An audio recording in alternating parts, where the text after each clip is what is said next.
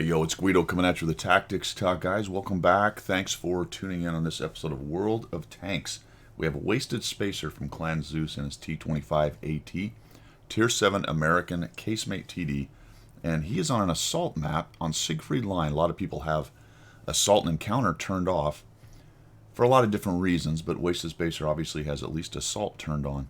And this is a great game, not because it's a 5,000 damage game and his tier 7 tank against tier 8s or anything like that, but it illustrates one of those questions that's a very basic question when people come and look for a replay analysis. For me, the question is often, all right, given this setup, this map, in an unfavorable situation for a tank like a T25, i.e. we're on assault on this map, how am I to be effective? What do I do to be effective? And that's a pretty wide open question. And the general answer is be active and part of the team. So let's watch what Wasted Spacer does, because he actually does a pretty nice job of being effective without actually having a whole bunch of damage. And we'll talk about it as we go. Initially, he positions up here because I think this is not a bad position for a TD, especially a casemate and maybe a relatively soft one. There is some angled armor on the front of this tank. It's situational. Coming up over a hill, things like that, where it's angled more can help, but it's not very thick. This spot, however, allows for that southern flank where guys will often come up to about K6 or so, red team, and peek over, and allows you to shoot. And we got kind of a, looks like he's just taking a blind shot into that corner based on the elevation. I think that's not a bad idea at all. And there's what he's looking for, perhaps if that Panther moves up, so you'll see him back up a bit. He doesn't want to get automatically spotted and crushed by everything. One of the pieces of good news right off the bat is the enemy team loses an artillery very quickly, and then the Panther 2 drowns, which is clearly going to help them.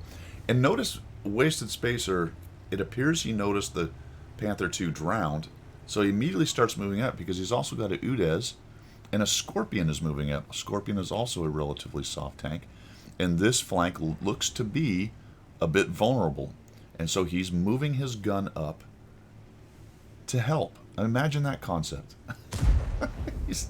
Imagine that concept. So many times I see people in a tank like this, in an unfavorable map, unfavorable situation, go, well, I'm not really an assault TD. I don't have enough armor. I can't get in there and brawl with those guys. So I'm just going to continue to sit on this hill, and hopefully the 112 kills 3 or 4 tanks and gets through to me. I mean, that's kind of what it feels like to me that they're thinking. So Wasted Spacer actually gets up here and gets a little bit aggressive. Has a bit of an issue here getting his pipper on. I might have just tried that shot, but waits. Now he's going to get a much better shot and just happens to miss the guy and gets arty. So an aggressive move. He is actually now exposed, so he looks for some cover. But he's got quite a few buddies with him. One thing I will say is you need to run a fire extinguisher or something in slot 6 there. I don't know if maybe you don't have the auto resupply thing turned on or what. But yeah, you have an empty spot there, dude. How would you put something in there? Probably a fire extinguisher or maybe another kit. Or food, potentially. Now the Chi-Ri starts shooting him in the side and he doesn't have a lot of options. But look at his team. His team is tearing these guys up. So he's keeping the 112 lit, keeping him busy. 112 fires. Looks like he's going to come around and try to kill him, but the 112 dies. So fantastic. And now let's deal with the IS. Covered up against the Chi-Ri and gets aggressive. Just goes at this dude. Really nice. Going to get a little zoom in, puts a shot into the IS, and down goes the IS from the Scorpion G. Another near miss from the GW Panther, and we head for cover. Now look that the enemy team is losing on all fronts, so to some extent that does help. There weren't a lot of guns shooting at him right there because they were kind of busy getting crushed in the city, but that's all part and parcel of the package of the answer to how do I help my team. Well, you get up and you get your gun in the game. You take a few chances, don't get crazy, but a couple chances here and there, especially if your situation's favorable and you got a lot of friends around to shoot, and all of a sudden he got 530 assists and 218 damage for a total of 700, and that's actually not bad right now. So let's see how he does the rest of this. My quibble here, Wasted, was I would have been much more aggressive pushing in. I don't think you really needed to go to the back of that building based on the situation in the game. This is a raffle stomp, or as I like to say, a romple stomp. This is now a romple stomp, and I think if you'd have got up there much faster, you may have got a shot on this Chi-Ri much faster, and even potentially that light tank. So we come up here, we kind of look around, and then I think you make another mistake here. The Udez gets hit, you're moving up, and now he's down to what is probably clippable for the Chi-Ri, and right here, I believe, it's coming up. All right, so you see the Artie, but you in fact have a shot on the Chi-Ri, and I'd have taken the Chi-Ri down and saved my Udez 14-15 if I could. I know it's an Artie, and I do appreciate the let's kill the Artie, but this is the guy you need to get rid of first before you go hunting the Artie. But this is actually well done, G.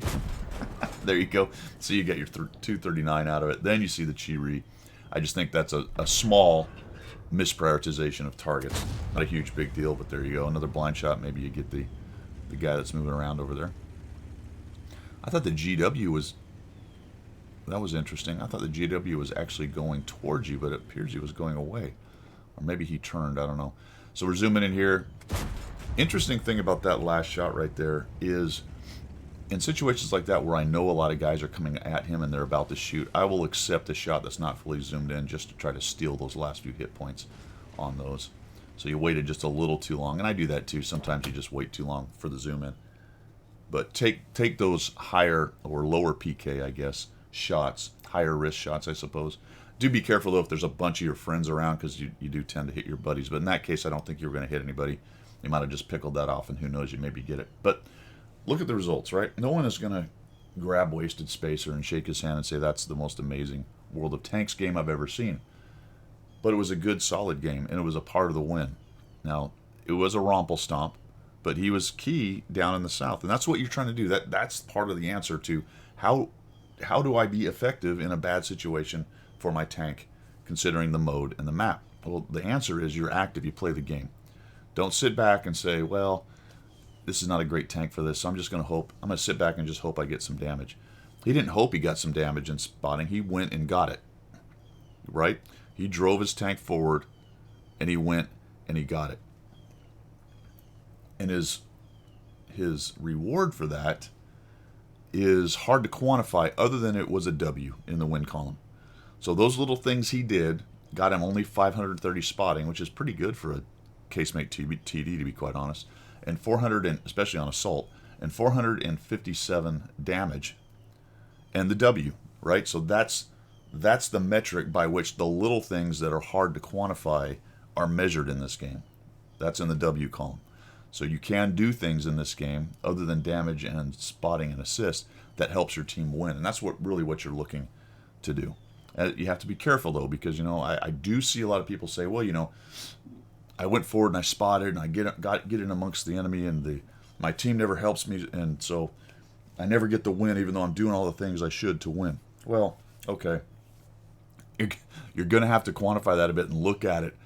Are you really doing the things for your team to win, or are you YOLOing in and dying? Right? So there is sometimes a fine line between YOLOing in and dying and being the catalyst for breaking a flank. And we can quibble and argue about those, but in this case, pretty good example for a tank that's not exactly designed, and then making sure he's with his buddies. There were numerous tanks around with him, and just a nice job overall down in the south. I will say, when I got this replay from Wasted Spacer and I saw the damage, I went, oh, well, this will probably be a video where I talk a lot about where he needs to position and what he needs to do and how he needs to do the game better. But in reality, it's a pretty good example, other than the few little things I said along the way, of more or less exactly what you've got to do with this tank. And the fact that his team Rompel stomped things and he couldn't quite get to all the damage, there wasn't a whole bunch more he could have done, to be quite honest, other than a couple of those little quibbles I had. So, dude, thanks for sending that in. I thought it was a great discussion, a great thing to highlight, especially for new players trying to figure this game out. And it comes down, beating the dead horse, to be cautiously active in a part of the game, and the wins and damage and things will follow. Thanks for tuning in, guys. I appreciate it. I appreciate the support, and we will see you.